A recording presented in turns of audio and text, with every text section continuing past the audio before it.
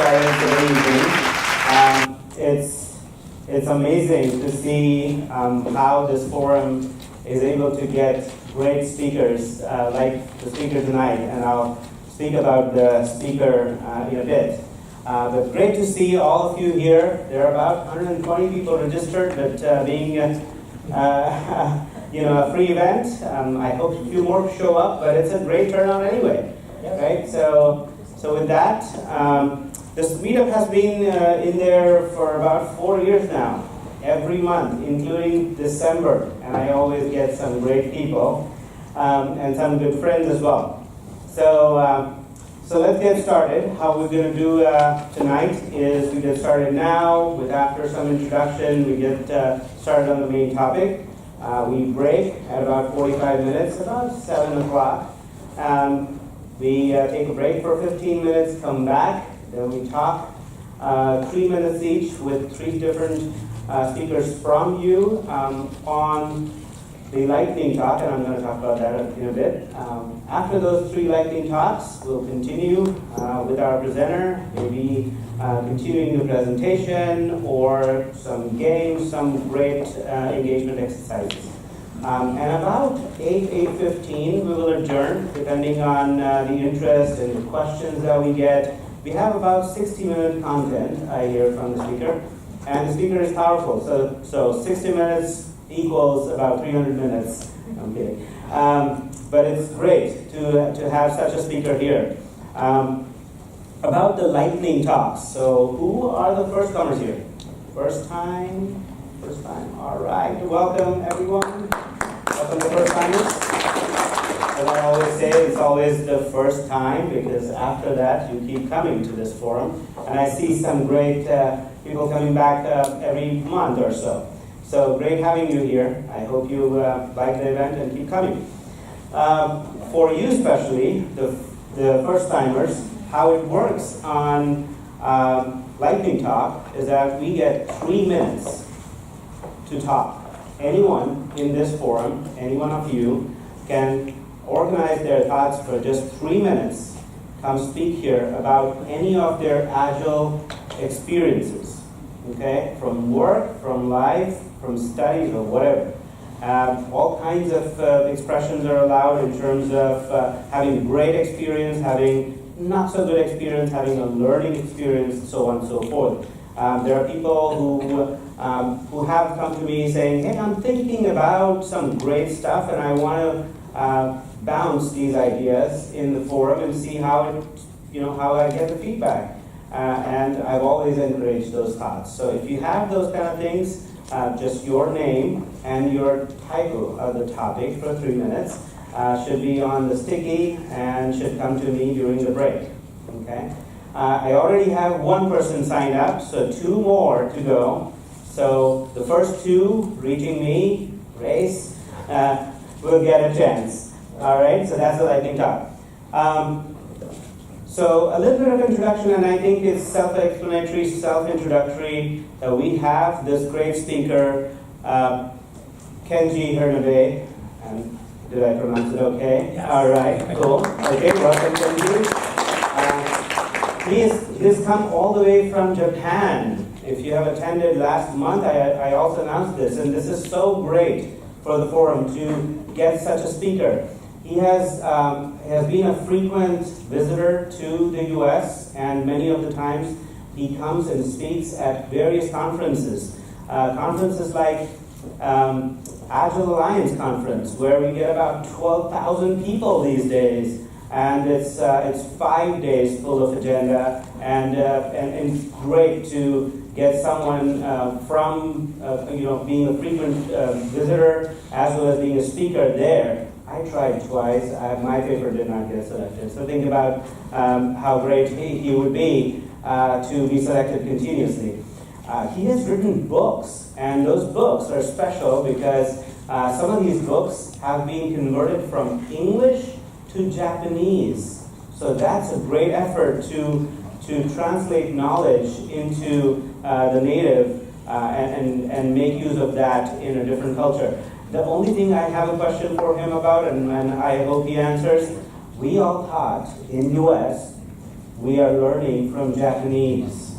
Really? Yeah, and then you're writing English book to Japanese. I want to see that travel, how it goes round about, and go back and say, hey, the Americans think of Kanban like this. Do you laugh after that, or do you really like it?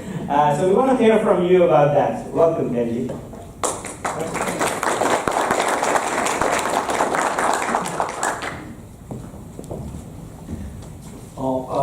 Thank you very much, Anu, for inviting me to this such a big event. And I'm so humbled to be invited here. I'm also honored to speak some Japanese ideas to you all. By the way, I'm not an English native speaker, so I can speak English like this, but I have a trouble in listening fast spoken English. So ask me slowly or ask me in Japanese.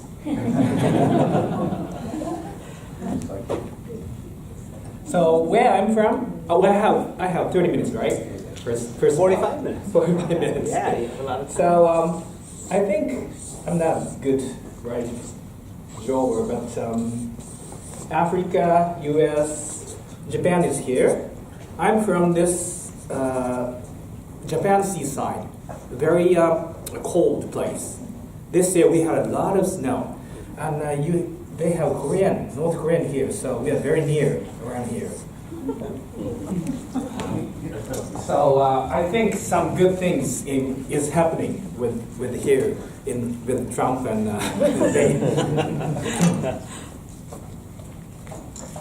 So because this year we had very heavy snow. This is my house. 3 years after I would get so much snow, so I have to remove the snow off the roof twice. So this is my second story house. This much we had snow. A little bit of my introduction. I started Agile in like 2000. I mean, I first read Ken Beck's Extreme Programming at the time, and I was an engineer, and I was a pretty good programmer. So I started translate some C++ books and also C# books, and then I went into Agile world. Those XXX are Extreme Programming series. And then I translated Lean Software Development series books written by Mary Popendick, Tom Popendick. And then I translate several others, and I also write in Japanese books about UML or object orientation or even mind mapping. I like mind mapping a lot, so I made mind mapping software myself and marketing it in the world too. This one is the Scrum book I wrote recently, and this one is written by co-authored with Nonaka Ikujiro sensei. Today's topic is about his idea, Nonaka sensei's idea. So this is one thing, and this is the mind mapping and UML tool I have been developing for 20 years and still selling good worldwide. Have you ever seen this or used this? This is called Asta. Anyone? Oh, everyone. Sorry, but in the year 2011, Jeff Sutherland first came to Japan to meet this person, Ikujiro Nonaka. He is my mentor, and he is the one who coined the word Scrum. The Scrum in software world is designed by Jeff Sutherland and Ken Schwaber and Mike Beadle and others. But Ikujiro Nonaka wrote a book about Scrum, not in software world, but in the new product development Japanese way of doing things. So he kind of stole the word and articulated his way of doing software and named it Scrum. So today I'm going to talk about his idea and how it affected to Jeff Sutherland's idea. So because I'm from Japan, I use a lot of mangas. You know this? What is this? I'm not sure. Naruto? Naruto. Okay, good. How about this one? Not sure. So, but to me, the knowledge translation from Japan to the United States is like happening in other world too. I like movies. This one, the upper one is Kurosawa's movie, Seven Samurai, and below is, I forget the name of the Seven Samurai or Magnificent Seven. oh, we have that. Oh, we have it. Magnificent Seven, 1960s. So it's very, the story is almost the same, but more Western way. And also this one, I haven't seen the latest one, but Star Wars is inspired from the Star Wars. 1977 is the first one, George Lucas movie. The first idea is seen in Kurosawa's movies too. It's the Forbidden Fortress. And I'll show you some similarities in those two movies. So the princess and two odd people, and this captured captain, and this kind of moving forward, very fast camera work. I like those two movies a lot. So, my talk is about Japan's influence to Lean and Agile. So, as I said, the word Scrum is a word that is coined by Ikujiro Nonaka first, and then it was referred to by Jeff Sutherland. So, to you, Scrum is like this, right? Backlog, sprint backlog, and iteration or sprint, and potentially shippable product increment, right? But in Japan, I really like this manga. Somebody wrote this. It's from Audi sites, but I like it very much. Especially the stakeholders looks a lot mean to me. So it's funny. So this is the landscape, the big picture. On the left-hand side, you can see in Japan. The new product development game, which I will talk later, is about how knowledge is translated into product. The paper is written in 1986, Harvard Business Review, and the word Scrum is used there first. And it's from manufacturing industry in Japan of 80s.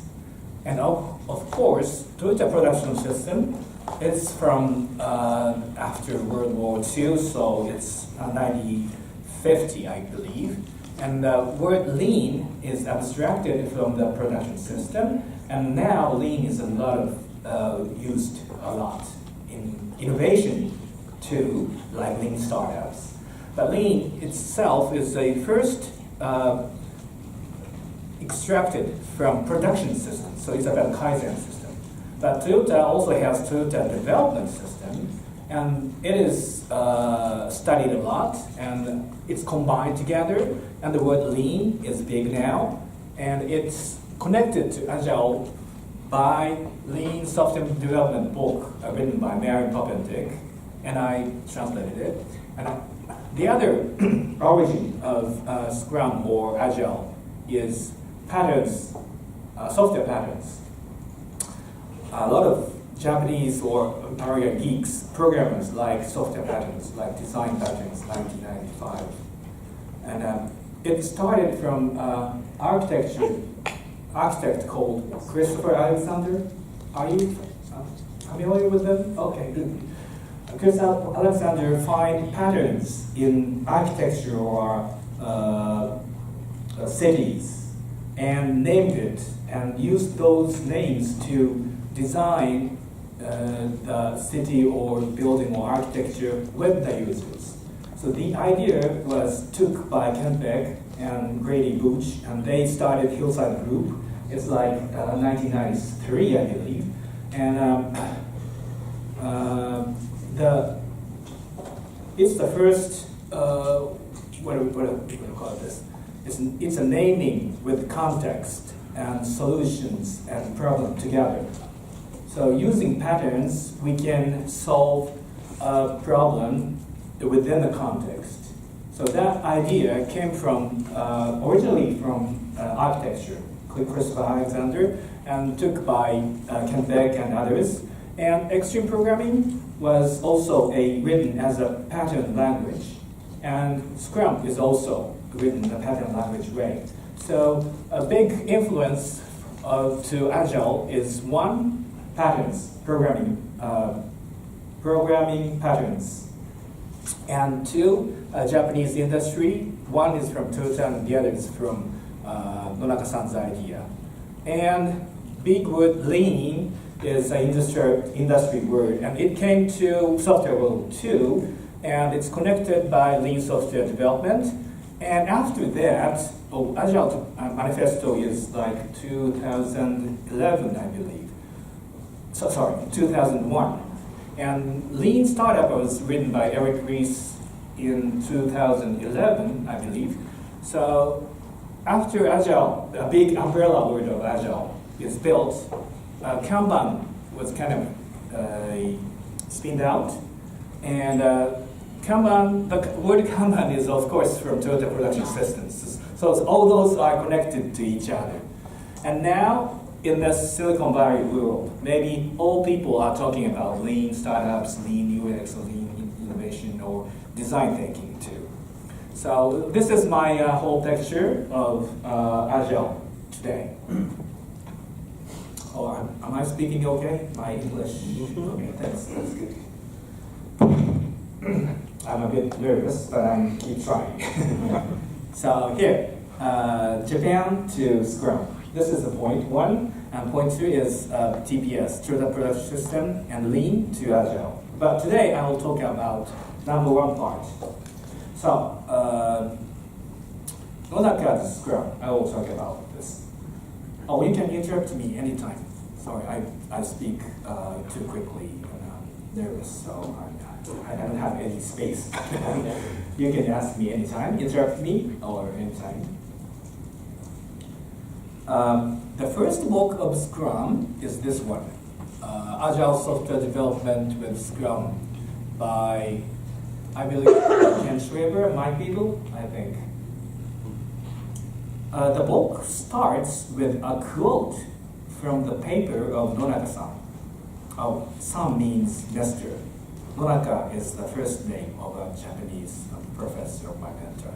So, Agile Software Development with Scrum. It starts like this. Quote is like this: the relay race approach to product development may conflict with the goals of maximum speed and flexibility. Instead, a holistic or rugby approach, where the team tries to go the distance as a unit, passing the ball back and forth, may better serve today's competitive requirements. So it reminds me of a relay race is a baton, passing batons to somebody. And the anchor, the last runner, goes to the goal, right? But Scrum or rugby, they passing ball around and everybody pushes the ball into the goal. So in this unpredictable or complex world, Scrum or rugby approach should be taken in the new product development game. This was his point. This is the actual paper of 1986, written by Hirotake Takeuchi and Ikujiro Nonaka. It said the title is the new product development game. There are two news, right? The first one is new is new. The second new is new product. So it's about not product development. It's about new product, new product development. So something you are developing something that does not exist yet. It's a new product. So it's the theory is about new way of making a new product. So this is the very famous paper referenced by Jeff Sutherland, Kenji, and all those Agile semi-groups, methods. And it says, stop running the relay race and take up rugby. And the paper has this picture, maybe exhibit 1, so maybe the first picture is this. And he categorizes the new product development into 3 types. Type A, Type B, Type C. He does not talk about software at all at this time, 1986. It's all about hardware development, or software a bit, not software-centric. But at this time also, already, he is saying that Type A does not work well for new product development. And Type B, it has some relay baton passing zone, a working together zone in between the silos. And third one was almost, it's like plan, prototype, design, and analysis, design, and standardization, and production, and dealing, selling. So it's about cars. This example, Type C, is from Honda. And it means that people from different areas of production line or design people get together and somehow they get together and create new product ideas together. So Type C is called Scrum. This is the first time the word Scrum is emerged in the new product development context. I have a question. Yes, sure. On the picture for C? Type C? Yeah. Yeah. Is it, I'm wondering if the message, I noticed number 1 at the beginning, the people or the resource involved is all the way up to 5. Yes. Like keeping the original, Yes. I think of it as keeping an original vision to the incremental. Yes. But the 6 is a very short duration change. You know, was that intentional? Is there a message there that we should be walking away with? Or is it just Actually, I'm not sure, but number 6 in the car development, number 6 is a actual seller or dealer or cars. So I don't think it doesn't have a message, but actually it can be more connected to each other. But the point is, the one who ideated the product should convey the real product vision to everybody Right. Okay. afterwards.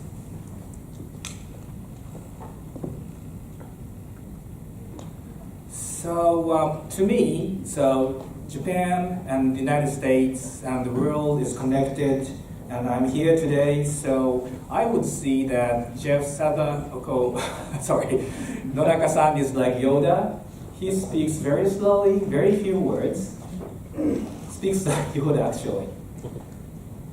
He's like, how powerful Scrum is, kind of saying like that. And Jeff Sutherland, maybe Obi-Wan, I was translated, or Darth Vader, maybe, I'm not sure.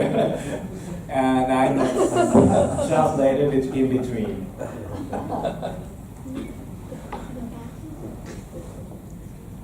Last year, Jeff Sutherland came up to Japan again. And we decided, so the 3 person who wrote new product development game, Nonaka-san and Takeuchi-san, and Jeff Sutherland get together last year. So it's a big event. And Jeff really liked that time, and I made a picture and I sent to Jeff, and he recently referenced this thing in his slides also. So he wrote now a new article, Embracing Agile, with Takeuchi-san together. Maybe last year or the year before last year. Has somebody read this? Okay, good. Is it about Agile development or more management thing? Bit of both, for example. A little of both. Both, I see. Good. So now my company is working with Jeff Sutherland to import his original software Scrum idea into Japan, and I'm starting the education now with KDDI people. KDDI is a big company, another company. And Nonaka-san is listed in this top 20 list of the most influential business thinkers according to Wall Street Journal ranking. Number 1, Ray Hamel, Thomas Friedman, Bill Gates, number 3. I don't know why. So, a bit of history again. First, the new product development game was written in 1986, and the word Scrum was coined. And he also wrote the Knowledge Creating Company in Harvard Business Review in 1991. This is a famous book too. Very deep thinking. He's a deep business thinker. And then 1993, Jim Copley wrote Organizational Patterns. It's a pattern language community. 1994, the first sprint of Scrum was experimented by Jeff Sutherland, and concept of Scrum Masters emerged. And then, 1994, the second sprint of Scrum, daily Scrum concept is introduced. Then almost the concept of Scrum is made at that time. And 2001, Agile development with Scrum was written. And 2001 also, the Agile Manifesto was written. Utah Snowbird. And recently he wrote Software in 30 Days to more business people. And while he's doing this in the United States, Nonaka-san also wrote some books. Interesting, it's about American Marine. He is interested in organization or how to make organizations or self-organized teams. So his talk is usually about military things. And also wrote Managing Flow, and also wrote Wise or Frenetic Leadership. I can talk this later too, but it's a long story. Oh, but I'll talk a little about this here. Nonaka-san's idea is about where does knowledge come from? Knowledge is, what is knowledge and where does it come from is the main point. So he categorizes knowledge into two. One is tacit knowledge and the other is written, explicit knowledge. So his idea is innovation is knowledge transformation between the two types. So it's about safety model. But frenetic leadership is another one, and he categorizes knowledge into three. One is episteme. Episteme is explicit knowledge or science. And it's from Aristotle. Aristotle categorized knowledge into three. One is episteme. It's a philosophy, math, nature, physics, and geography and those things. Geometry, sorry. And second is called technique. Technique is skills. You can have skills. So tacit knowledge, episteme, technique, and third one is called phonetic. It's a experiential knowledge to combine the two. So it's very deep thought, but anyway, he wrote this kind of knowledge categorization and how knowledge is made, things a lot. And to 2011, the event Innovation Sprint was done in Japan, and Nonaka-san first met Jeff Sutherland. And then 2013, I wrote a book of my Scrum book. The English name is Collaborative Software Development that Connects Customers, Engineers, and Management, which has not yet translated into English. I should do this sometime. Okay, so this is Nonaka-san. First, he has a lot of very legendary, historic idea maker. One is Scrum, the other is Seki model, how knowledge is created. 3 is phonetic leadership, or third knowledge type, after science and art. And the fourth one is fractal organization. I think this idea is also created self-organized team. So those 4 things are his historical achievement of his idea. I will talk how many more minutes do I have for the first? About 20 minutes. 20 minutes, good. I will talk about this one in the next 20 minutes. Seki model. Have you ever heard of the model? Seki model. Good. Because if you Google knowledge management, this Seki model always appears on the top 5, or everything is about Seki model. It's a bit abstract idea, but I will try to explain this to you. It's very almost directly mapped into Agile iteration and thinking too. So the theme is, where does knowledge come from? He says that there are 2 types of knowledge. One is tacit knowledge, and the other is explicit knowledge. And he says the knowledge is created as a result of transforming ideas between the 2 types of knowledge. That's very abstract, so I will explain it to you more concretely. Tacit knowledge is like this. This is knitting something.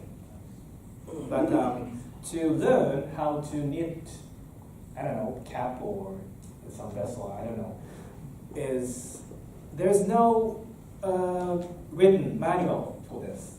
Maybe if you have to learn how to knit this thing, maybe you can do this together with the teacher. Is the most easy or effective way of learning things. So knowledge is inside a human, but it's not explicitly written in a book. Of course, there is a book maybe, but doing together is the most effective way. It's like teaching your kid how to ride a bicycle. You don't write manual and hand off to them.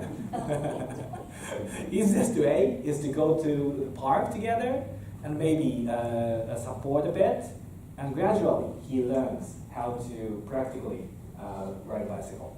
So those type of knowledge is in you. It's not explicitly written outside. Do you beginning to understand the relation between Agile and this thing, right? It's written sometimes as a book, but learning by doing is essential in Agile. So a tacit knowledge is a knowledge which is not explicitly written, but you know it is, you can do it. Michael Prani, says sorry, I forgot one. You can know more than you can tell. You can know more than you can tell, yes. And of course, more subjective thing like belief or your emotion is also tacit knowledge. It can't be written and communicate well. You have to meet them and talk in person, and at that time, here and now, Nonaka-san used the word here nowness a lot of times.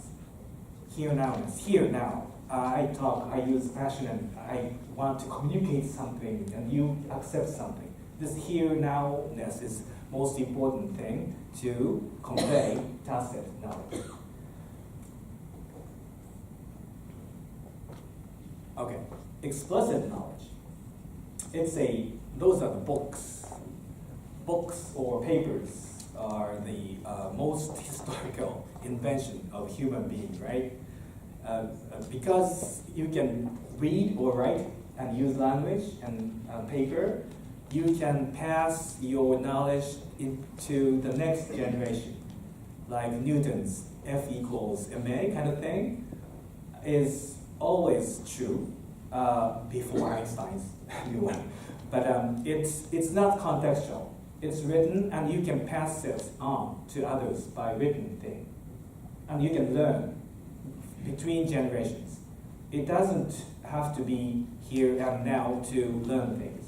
You can learn from books. It's explicit knowledge. And a human being is based on this explicit knowledge a lot.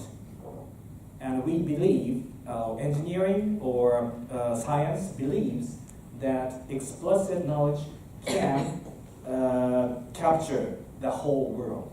But it was wrong, maybe. I'm not sure. More emotions, things like that is sometimes more important in this development or innovation world. That part I would like to communicate today. So, this is a new book. Maybe 5 or 4 years ago, Eric von Hippel, maybe European people, I'm not sure he is from the United States. I think Switzerland or somewhere. He says he used the word sticky information. Sometimes there is a user of the product and there is a creator of the product. But the knowledge of the user is sometimes sticky. You cannot pull it very explicit. You can make it explicitly easily. So the thing you should do, the creators, innovators should do is talk to the user to get the sticky knowledge out of his head. And so sticky knowledge is his words. So it's almost come. The book is democratizing innovation. So innovation is now moving from creation side to the user side, is his idea.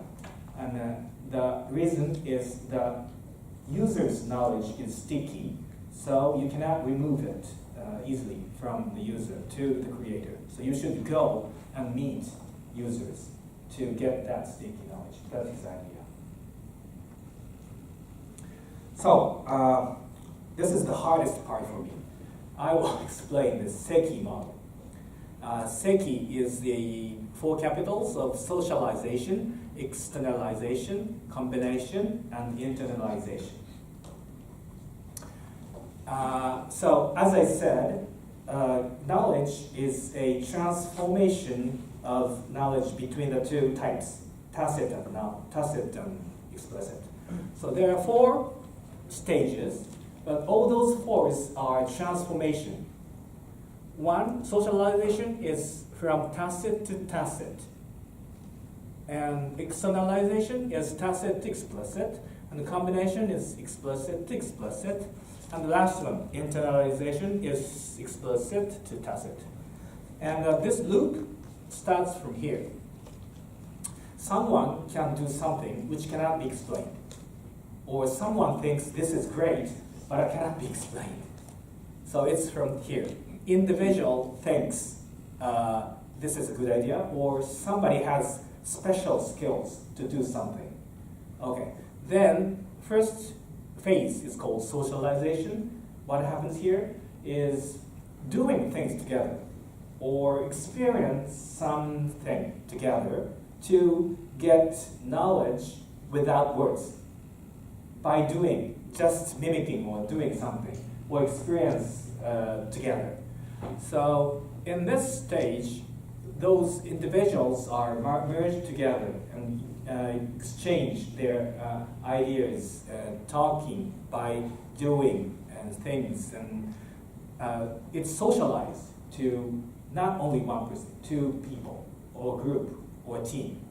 That stage is called socialization.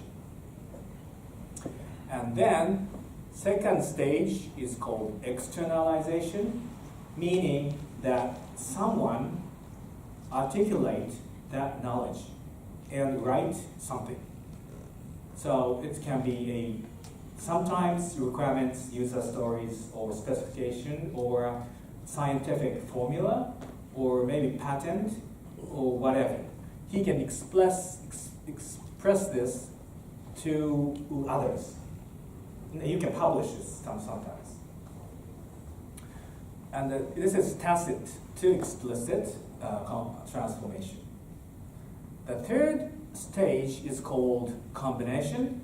It's like a combination of explicit knowledge. Once knowledge is made explicit, you can pick it up and combine them together to make a new idea. It's like patent. You can use this idea and this idea, and you can you can make another new idea. So socialization, externalization, then knowledge can be externalized. Then you can use the knowledge using language or database or whatever, or social things, to combine together to make new knowledge. So it's a combination stage. Then at last, you can use that knowledge for you to do something. This is a new idea, externalized, but here, using that idea, and you can do it now. So it's internalized again, new idea. So it starts from individual, some idea or skill, but it's socialized and externalized into words or database or whatever, and then it can be combined together to emerge a new idea. Then use that new idea and you can have it in yourself, and then you can do it. I'm not sure I'm conveying my idea very well, but this is a Sagan model. Oops.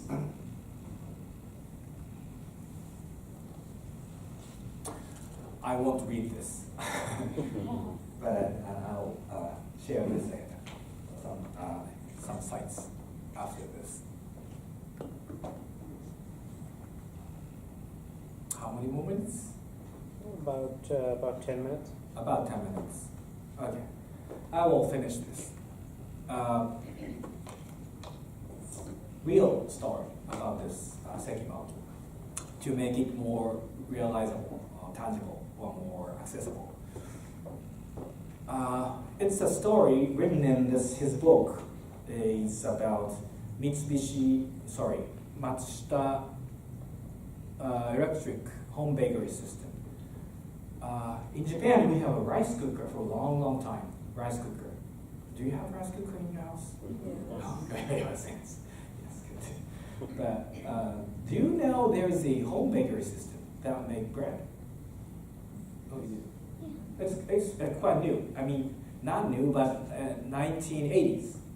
It was first made. The story is about this. The woman, Ms. Ikujiro Nonaka, this one is from her blog, old blog. She is a senior engineer at Living Environment Development Center.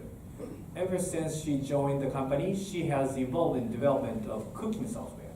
She really likes cooking, and she wants to engineer the cooking by software. And she says that, I have been studying cooking science, and I feel a calling in this job, that is development of cooking appliance software. So the story starts from this. So somebody had a calling. So I want to make something new and made a team. At that time, of 1984, 3 divisions, rice cooker division, heating appliance divisions, rotation machine division were integrated together into new cooking appliance division. It's strange that those 3 divisions must make something like bread, new home bakery system. This is very natural, rotation and rice cooker and heating together. And they made a team. And the first word she said was this, let me do it. So she is the product owner of the development. So she wants to do this. She had a calling. And she gathered the team and she started it. But first it's failed miserably. I don't know about cooking or bread. Crust was overcooked, leaving the dough inside raw. I don't know the word dough very much, but I think the dough is like a crust, some raw thing that will be bread, right? So dough should be knit, right? Right. I didn't know that, but bread is very sensitive, so proper cooking time changes 1 hour if the temperature of the dough differs in 1 centigrade. I don't know Fahrenheit degrees, but very sensitive. And she compared professionally knit dough and machine knit dough, but using X-rays, but no meaningful data. Nonaka-san also says that data means nothing if you don't have any assumptions. So she has not any assumptions yet. So the first attempt was failed miserably, but she proposed an idea of continuing this project. What she said. She said, let me work with him. Him who?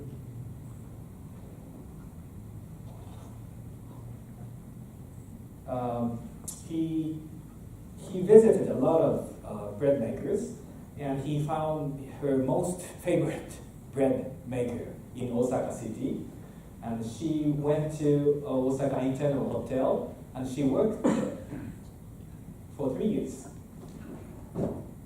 And finally, she invited all those engineers into the chef's room and knit the dough together. And she says that, this is 1986 or something like that. A software engineer knits dough and bakes bread, exploring what is the best set of conditions. And hardware engineers make a prototype that clears the condition. With that prototype, the software engineer make another try, and this process repeats like playing catch obsessively. So I think this is the first Agile process expressed explicitly here. So doing and trying and evaluation and changing, doing, evaluations, changing, doing, evaluation, loop. And she says that I have eaten 5,000 pieces of bread in those 3 years. So a lot of try and errors. Okay, but the breakthrough is here. This is a bowl, and this is the bowl from the front view, and this one is propeller rolling. And you put dough here, the propeller knit the dough. But she was watching one day the chef, and found that he's not only slapping but also twisting and stretching. So this propeller and this bowl doesn't do stretching. So she added this small rib here to make the stretching movement. And that was the breakthrough of this project. So my point here is this thing here is extracted from the brain of the Hotel Osaka's chef's mind or skills, which was implicit. But by socializing, doing it together, she make it explicit and implement it into this web. So it's a loop. So she has done a lot of things around this area and make kaizens, make changes a bit and bit and bit, and finally made this machine. Did you say she took 3 years to do that? 3 years, yes. Wow. Not in this 2018 world. Very nice. 3 years, yes. So results was amazing at that time, at that age. This number, 636,000 units in its first year sold. And greatest thing is 1 million units sold by the time competitors released their version. So way ahead. And users' voice to the engineers.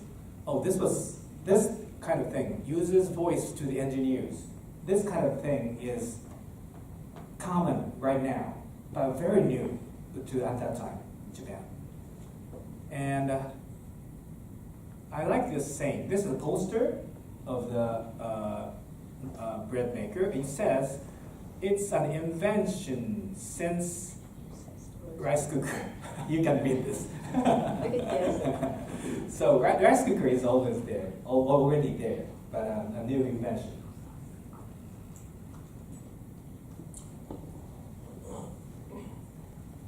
Okay, this is the maybe 3/4 of my slides. So I will leave a little bit and go into some session. Yeah, cool. Great.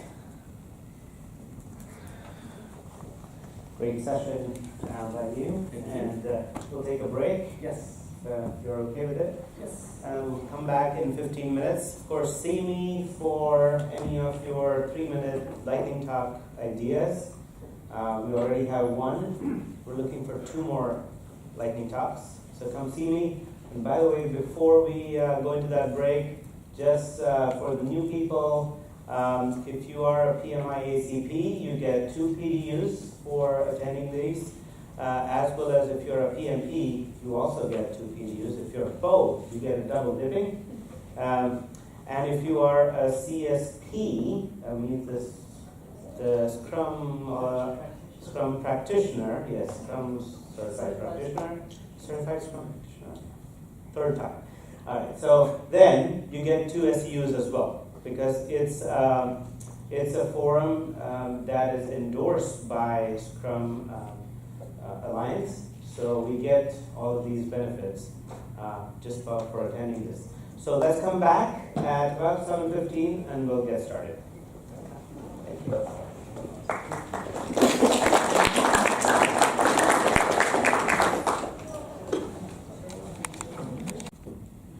Okay, so Ron will be presenting here as our featured speaker as well in May. So here is, and he has great style. He has amazing books as well. But more of the 3-minute talk here about Fist of Fives to improve teamwork. Again, as I said, this is some of his ideas. He would come on the stage sometime and talk through it and see the feedback so that he can probably write another book. Okay, well, okay, all right, Ron, your 3 minutes start right after you can speak on this.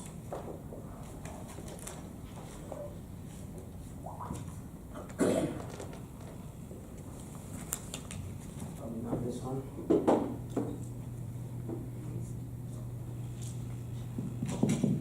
Yeah. All right. Okay. Ron, here you go. Can you hear me? Yes. Okay, that's working. Okay, so I want to talk about using Fist of Five. So I have found Who knows what Fist of 5 is? All right, so some people don't. So Fist of 5 is everybody in our team holds up a fist, 1, 2, 3, 4, or 5 fingers to signal how they feel about something. So this is it's a signaling, it's a voting thing. It's like using planning poker, but with your fist. So that's what Fist of 5 is, and I found it to be extremely useful to helping teams work as a team. So a little bit of intro of me. So I wrote this book, Managing the Unmanageable, Rules, Tools, and Insights for Managing Software People and Teams. I'm also the co-author of the study of product team performance, and I've talked about definitions of done and stand-ups and the importance of both of them that we found through the study before. I also consult in untangling the knots of software development, making software development hum. Where do we struggle as teams? Well, we struggle in lots of places as teams, but fundamentally, Scrum gives us some ceremonies to help us work as teams. Retrospectives, it turns out, come with tools, and we can be pretty effective with retrospectives using tools like stickies and dot voting. But sprint planning, on the other hand, teams pull cards from the backlog into the plan. They're not assigned by, if we're doing it in a truly Scrum kind of way, they're not assigned by anybody. They're not assigned by the Scrum Master. They're not assigned by the product owner. We as a team are pulling them. We're refining stories. We break them into tasks. We may estimate tasks in days or hours. We may write our names onto tasks, but that's we can lose sight of our being a team. And so what I've introduced, and some of you may do this as well, the goal is to have a perfect sprint plan for our team. So I close with a Fist of 5 confidence vote. From no confidence in our sprint plan to totally confident we've identified a best sprint plan, and I look for 4s and 5s. Similarly, in stand-ups, we all know what stand-ups are, right? The 3 questions. The 3 questions tend to be me-focused. They tend to make stand-ups they tend to make them status meetings and not planning meetings, and they're really intended to be planning meetings. So the focus is, how are we doing on our sprint plan? So if we hold a Fist of 5 at the end of every single stand-up and we ask, are we confident in our sprint plan? Are we confident we're going to make our sprint plan? Then it brings the focus from me to us, and we can ask how we're going to work together as a team in order to accomplish the sprint goal. A heads up to our product owner if we can't, an early heads up. From no confidence we'll make our sprint plan to totally confident we can make our sprint plan. Again, 4s and 5s are a conversation of what would get you there from 1, 0, 1, 2, 3 to a 4 or a 5. So I've introduced it into the companies that I work with, and that's where you can find me.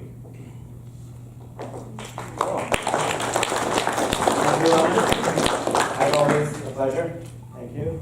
All right, the next one is an amazing participant tonight. He has come from Dublin, Ireland, and his topic is Zen of Agile by Alan. Alan? You guys hear me okay? Yep. Can you understand my accent? Yes. Good. Do I time myself? I don't. There's Oh, one awesome. there. Great. First off, is the word poop okay for this audience? Now that Jeff said it. Okay, I guess it is. All right, never told the story before. So I work in an organization and trying to cultivate agile in our organization. This talk we just heard, the last talk, is talking about this here nowness. So this here nowness, how we cultivate that. The other thing I heard is learning by doing. That's essential for agile. I was visiting a Zen temple in Japantown in San Francisco called Takeuchi. After we did our morning meditation, trying to tune into this here nowness, we went outside and did some work outside, cleaning the sidewalk, that kind of thing. There was an elderly Japanese man who was kind of giving us some guidance. There was myself and this young graduate student. And so the elderly man was saying, well, here's what you have to do. You kind of clean what you can and do your best. And so we were working together, and he was very much conveying tacit knowledge to us. And then we found some dog poop. And he said, well, what are we going to do now? And we both kind of looked at each other and looked at him, and he said, well, we just do our best, very much like an agile coach. So we were okay. So we both kind of decided to pick up the dog poop and put it away, and we put it in the trash can. Then we did some solitary cleaning, and so kind of wandering around the different parts of the temple. And I went to one kind of side area, and I was kind of sweeping the ground and sweeping the floor, and I found some human poop. So I went back to the elderly Japanese man and I said, I found some human poop, what do I do? And he said, oh, that's a really hard question. What do you think you should do? And he walked away. So in this dilemma, I thought, well, you know what, I'm going to make the best of it, and I'm going to find a way to clean up the human poop. So that's what I did. I picked it up as best I could with some newspaper and disposed of it. We went back inside and we were having some green tea, just kind of, talking about the meditation we've been doing and that kind of thing. And this elderly Japanese man started telling a story to the folks. And he said, for a long time, I practiced meditation a long time ago, and then I kind of fell away from it. I just kind of got involved in other things in life, and that seemed more important. And then one day, I had a heart attack. And he said, let me tell you, when you have a heart attack, one thing that happens is you poop your pants. And he said, and that's the day I decided I needed to focus on this here now and awakening. So as Agilists, the inspiration I take from this is, how do we attend to this here now and help our organizations not have a heart attack and metaphorically poop their pants, help them figure out how to clean up their own poop so we don't have to do it for them. Thank you. Thank you.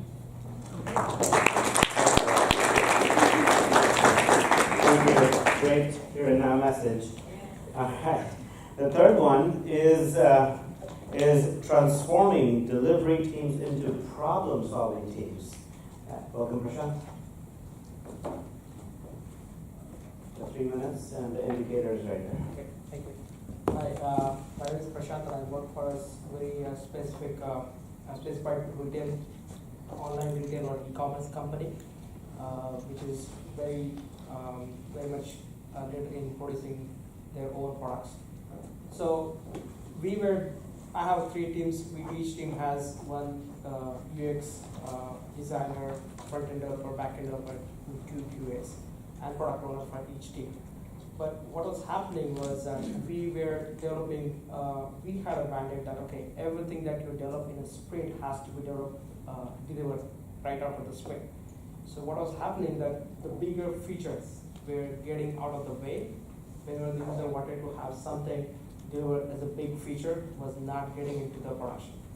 And one day, we were going through this problem for quite some time, and one day we got a new director, UX director, and he said, okay, the problem is that we are only delivering teams. So instead of delivering teams, we should be getting into problem-solving teams. And that's where we identify what's the problem. Our UX, business analysts, and product managers were focusing on creating a solution for the product and just tossing over to the development team. And that's how they say, oh, this cannot be done because of this problem, that problem, and the size of the solution and all that. And we stopped that. We had some discovery sprints. We were working in dual track development, what is known as discovery sprint and the actual delivery sprint. So we stopped that. And we started doing like everything. Let's take a problem in the sprint, do not do too much of discovery. Get into the sprint and start doing discovery there. And that's where we started getting some results. We did 2 sprints worth of background work, our homework first, and then we got into our sprint, and then we presented the problem right in the sprint. And we said, okay, what needs to get done in this particular sprint so that the big feature can get out? So we typed out like something from the front, something from the back, and gave it to the very minimum product that we can get delivered out of the sprint. The solution was so excellent that everybody was thinking that how to solve a particular problem, because earlier only the UX, BA, and product owner were involved in that process. Now everybody, including QAs, developers, front-end and back-end developers, were also involved, and that actually expedited our development. So far, me and the director, UX director, we are successful with only one team. We are struggling with the other 2 teams as well, but this has been working really well for us. What we call is like get more out of the mode of delivery teams into the problem-solving team, and that's where I think we will be getting. But I would definitely will be more open to having some feedback. Thank you.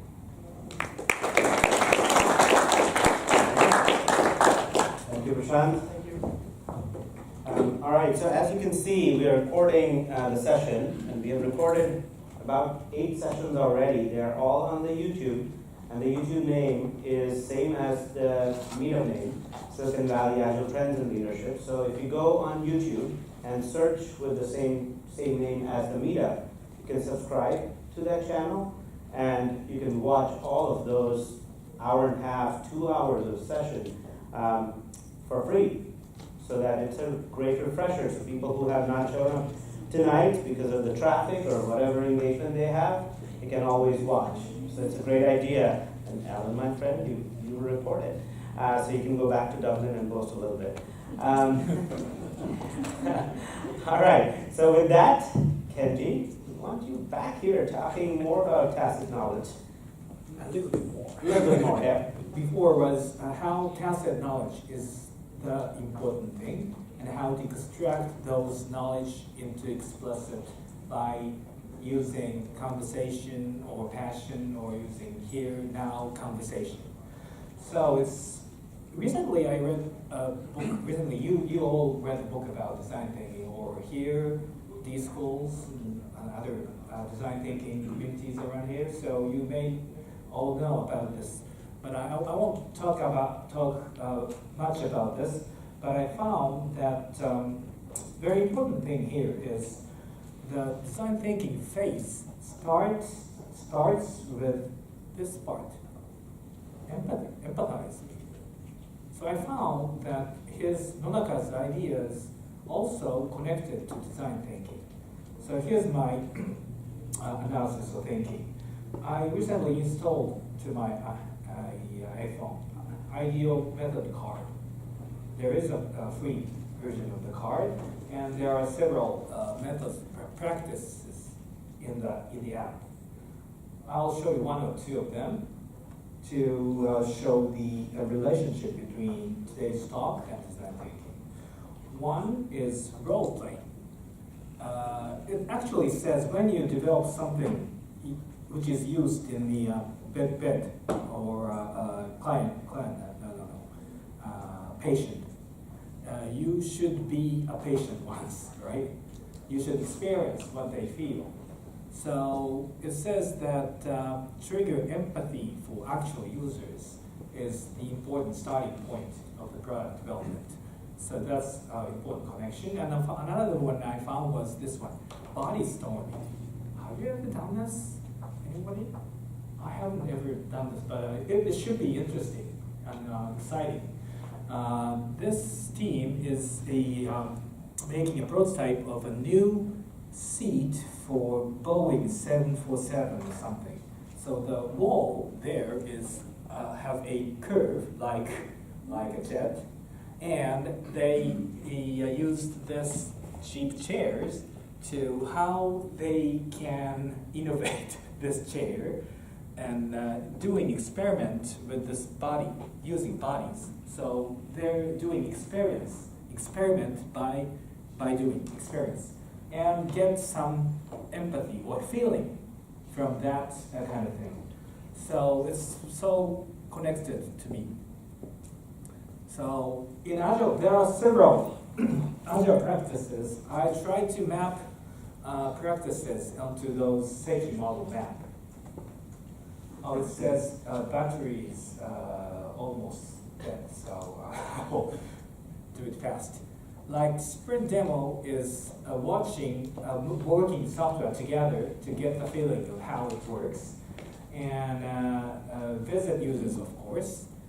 Or story writing is making a story writing, but it's a tacit knowledge to explicit.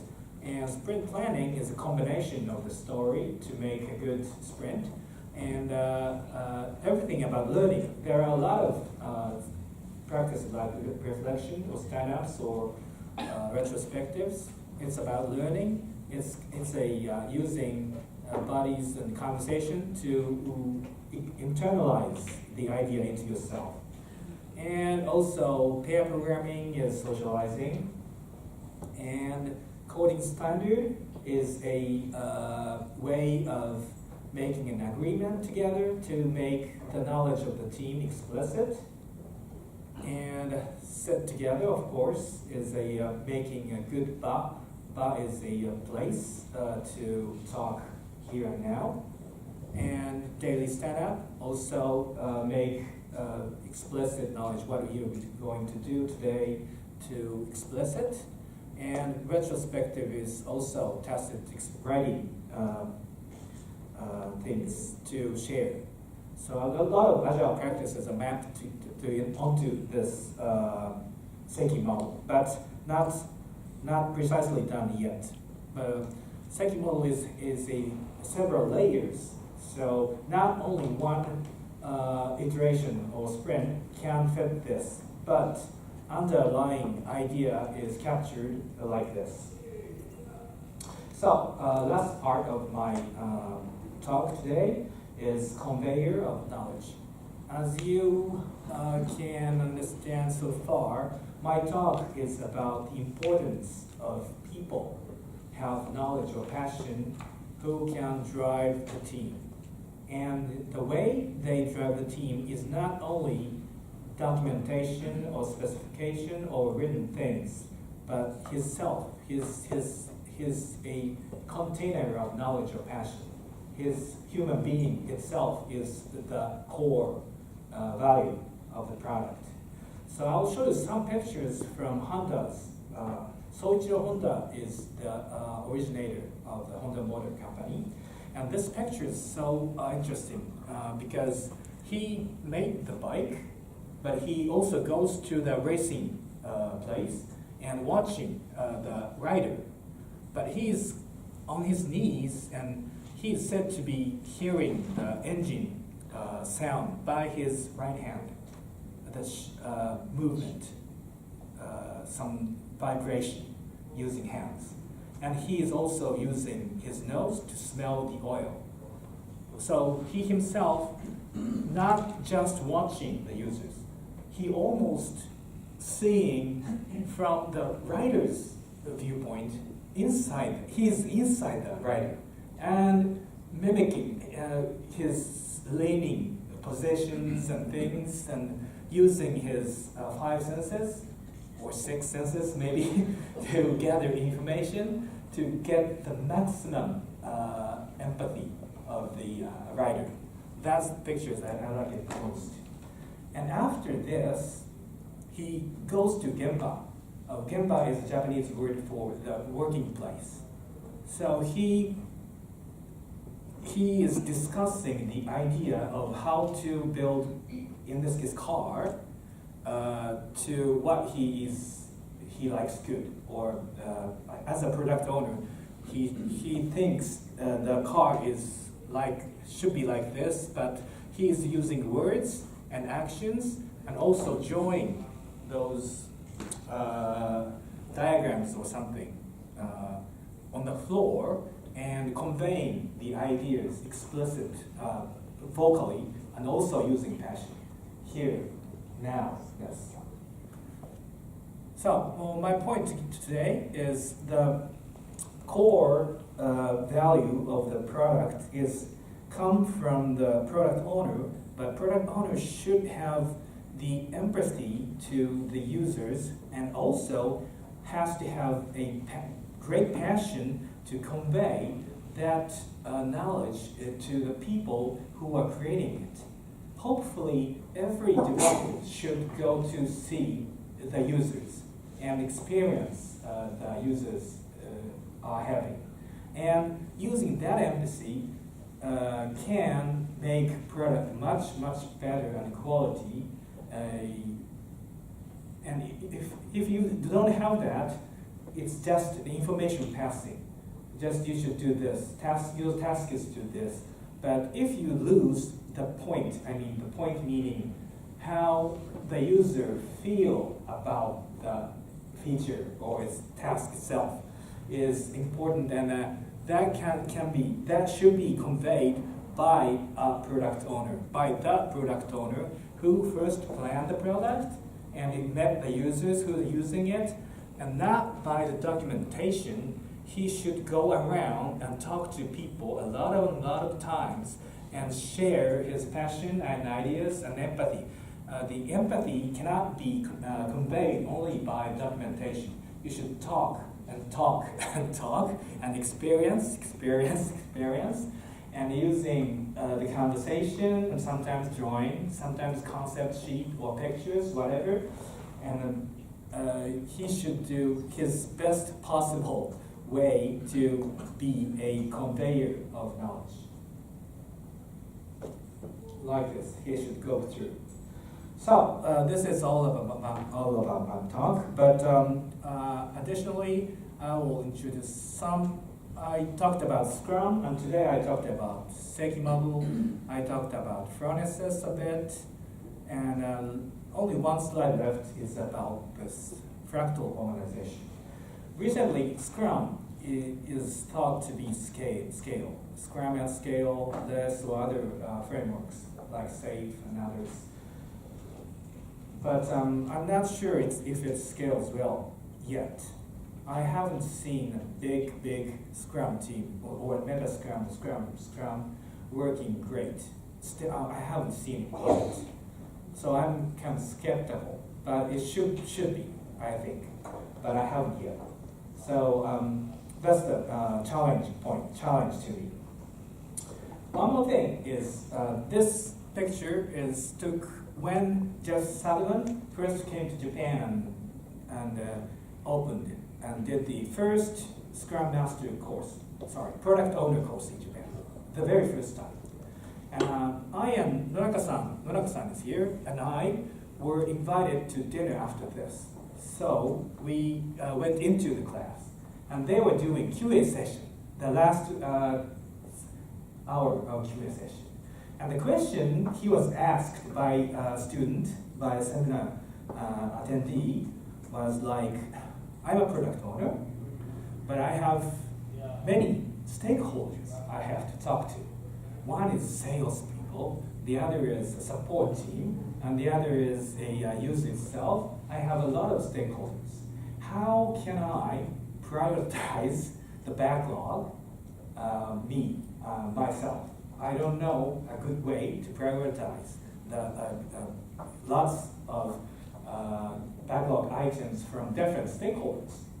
That was the question. And Jeff Sutherland was asked the question, and he suddenly said, "Oh, this is Nonaka-san is here. What do you think?" He passed the question to him suddenly.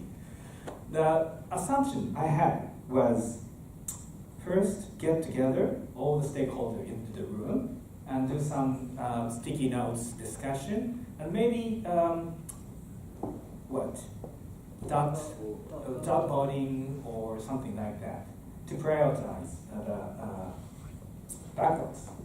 That was what I thought. But Nonaka-san, the answer was amazing. I mean, I didn't expect this answer. He said just one word, do a retreat together. And retreat should be 3 days.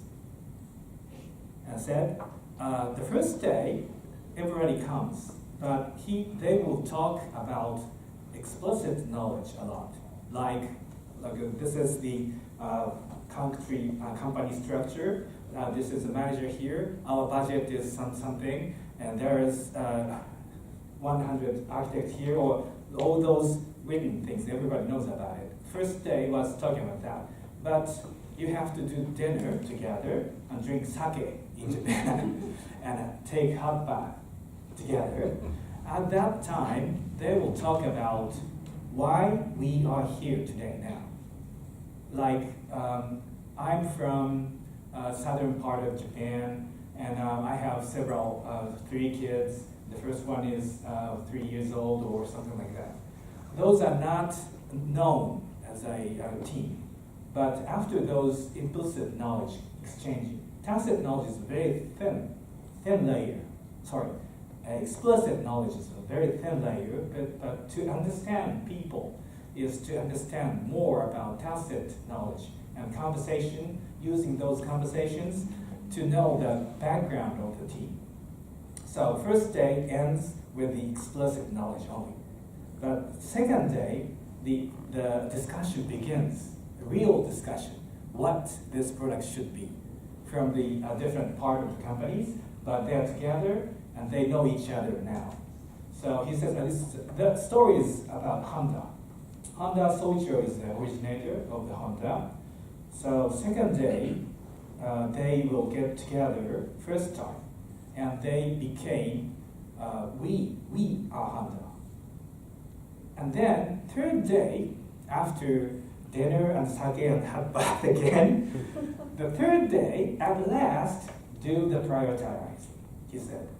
And after that, they will understand the background of each other and why we are together, and learn what we should do, and then prioritize things. After that, they agree on that. And at that time, everybody became, I am Honda. So it's internalized. So his talk is amazing. So Yoda is my mentor. Nonaka-san is a person who knows a lot of more deeper thinking than I have. And his words affects Agile world a lot. But it's not known here, I think. So I'm so happy to be here to express a little bit of his idea to American people, Silicon Valley people here today. Thank you very much.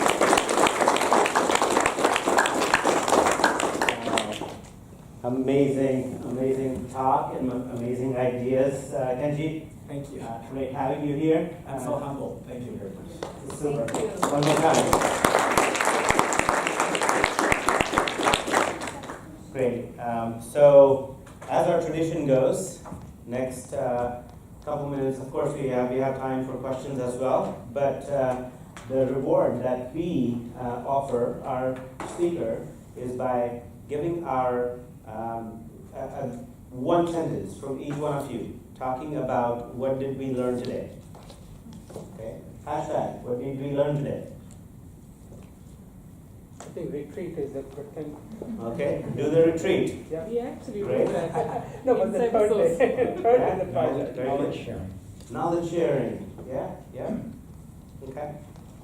A little bit about the Seiki model. Seiki model. All right. Feel before you think. Feel before you think. Very nice. Very nice. You can That's know it more means. than you can tell. No more. Tacit needs.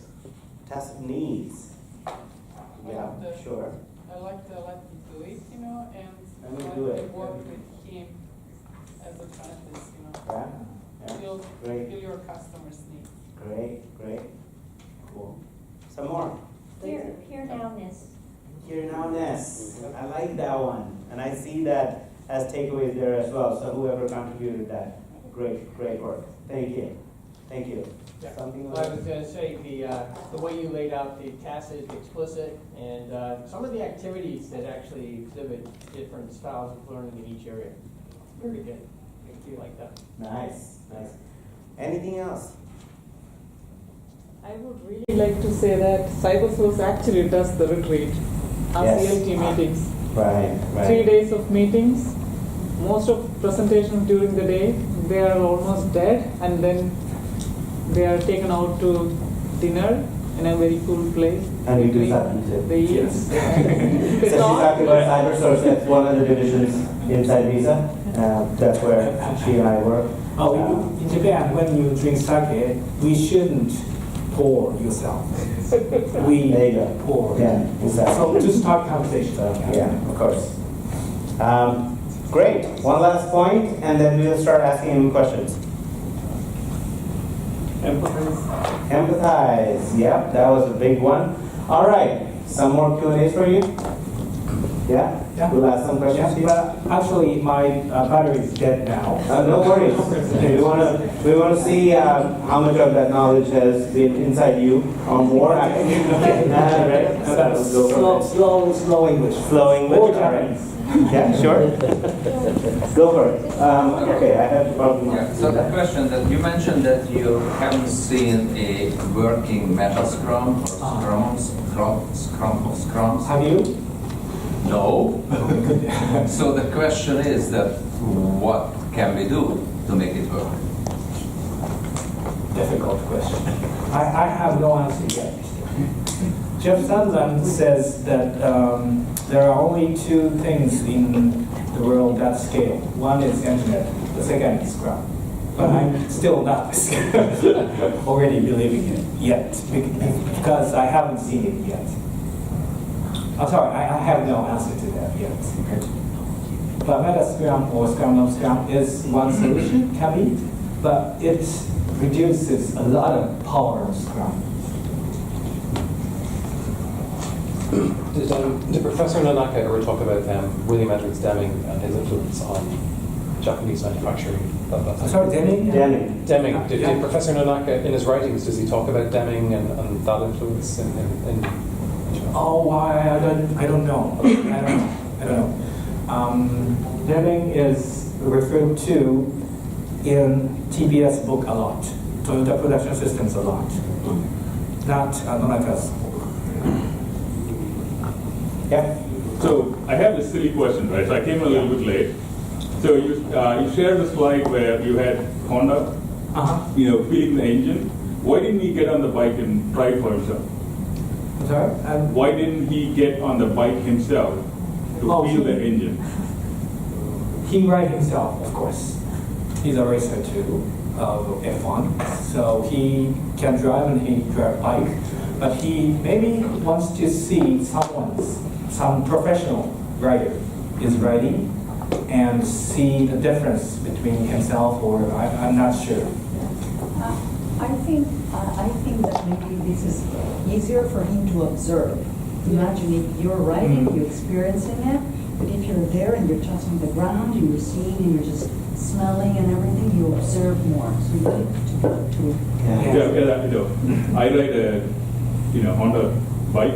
I know how it feels when I'm on the bike. I can feel the revving engine, oil, heat, and it's just like I was curious, if he had something in his mind, maybe want to look at different body weights to see if that works. So here's a quick example. When I worked at Yahoo, there was one more point, by the way, goes back to your teaching here, was to give every developer and everyone in engineering a chance to go watch users use the product.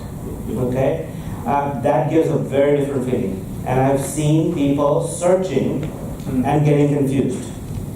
Like there's nothing. There's just that search bar and a button. But when the search comes up, people are confused. They are not the same people as us who have developed it.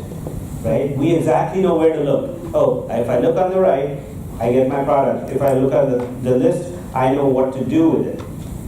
Not the person on the street. Yeah, we did something similar, right? We have these people, using our application, but they don't know we are watching. We get to hear these comments that you don't want to never hear. Exactly. Exactly. Bingo. So that is exactly what he was doing, watching his face and watching him get agitated, confused, where's my gear, do I have that, whatever. Right? So that makes a lot of difference. I think watching the user. So. It coincides with the Buddha, right? Yeah. Observe, orient. Yeah. Oh, by the way, Jeff Sutherland is a fighter pilot, and Nonaka Sensei is has a very deep knowledge in military. So he says that PDCA doesn't work well in the military world. And he says that the old war was like waterfall, a lot of tanks and fireware war. But nowadays it's an informational, more maneuver, strategic. I forgot the word, but just killing one people is okay. So it's a 3 blocks war code, and the command is always not from the from the gemba, the place, real place. Mission is from top to down. The command is from down to top. So it's almost the same analogy in Agile, right? And waterfall. Great answer there. Yeah, Prashant. So you showed us a timeline about what happened with Agile and Scrum from 7 years now. What do you think it will go for next 10 years? And what direction it is going now? I'm not sure. I'm not sure. I'm a bit of myself. I'm struggling how to more people use Scrum or Agile way in Japan. In Japan, Agile adoption rate, I would say 10%. What is 90%? Waterfall. So I'm struggling. And how much is Kanban? Kanban, 0.0, 0.1. Well, Kanban itself is a lot of context, but we saw a lot of Kanban, yes. I mean, I'm doing Agile since 2007, but I come across at least a couple of people every day whom I have to convince that this is different, because there is still a lot of actual resistance to change. That happens every day.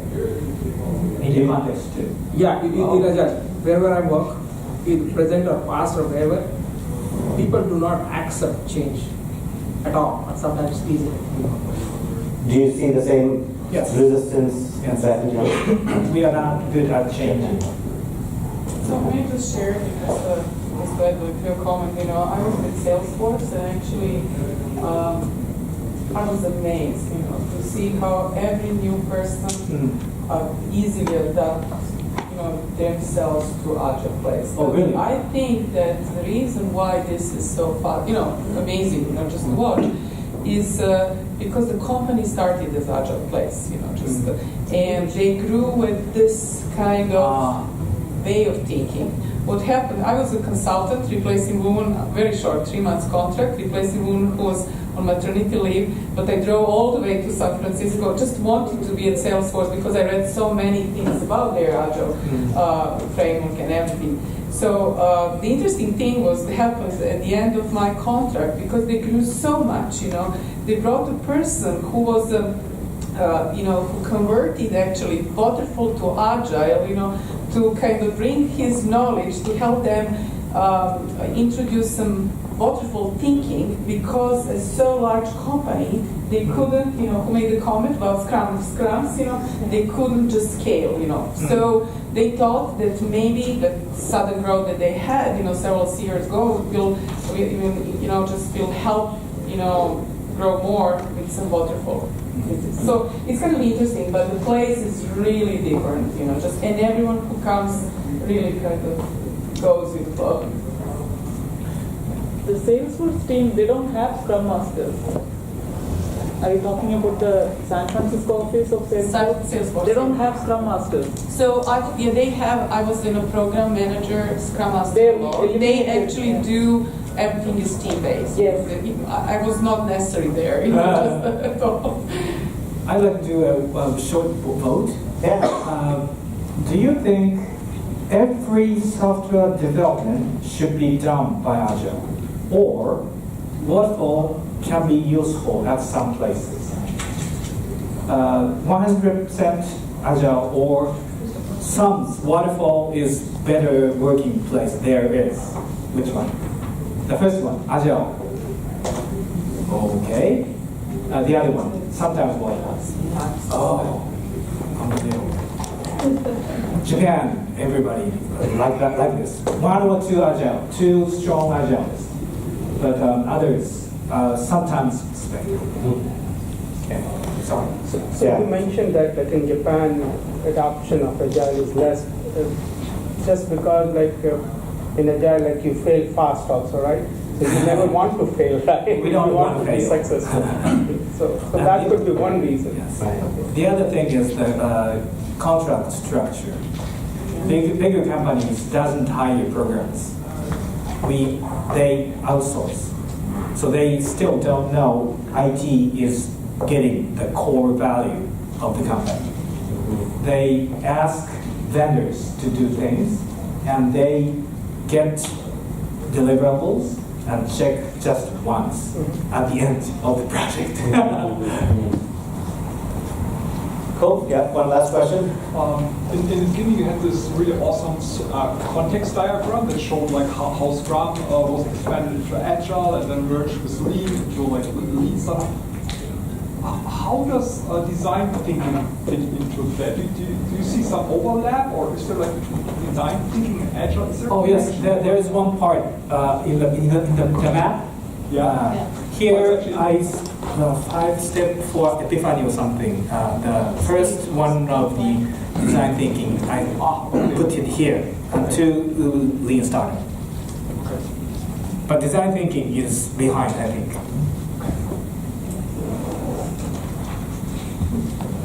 Okay, great.